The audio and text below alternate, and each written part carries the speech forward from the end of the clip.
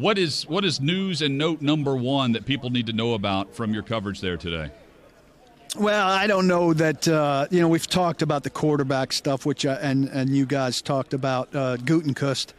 I thought one of the more interesting things was Brandon Beane from the Bills talking about the overtime policy. He said he joked with another GM that there'd be 32 different proposals coming in for what should happen with overtime. Obviously, the Bills, the big losers in the overtime scenario against the Chiefs in the playoffs, and he said that they've got a plan in. He wants they've endorsed let's play it for a period of time. I think he thinks he's being secretive by not saying what that period of time is. It's going to be 10 minutes or 15 minutes.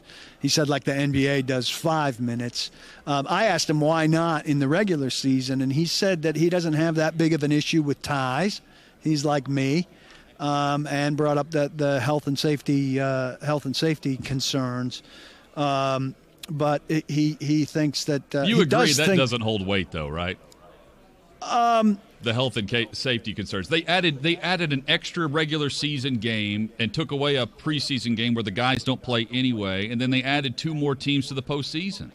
Yeah, well, I mean, I think having added all of that, if you're adding an extra 15 minutes, but the rules existed before this game, but I think it's not the greatest reason not to do it, but I do see how you could say it is a reason not to do it, and it would put you, if you played a full 15-minute or a full 10-minute overtime against the Ravens this week and somebody else played a finesse team and you had a short week of rest and they had a long week of rest, I do think it would be a factor.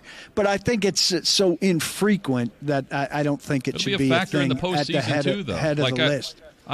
I know what you're saying, Paul, but it would be a factor in the postseason as well on a weekly basis. Like that, all of that is just excuse making for not changing the rule because the TV contracts are carrying weight with the league and they want to get out on time.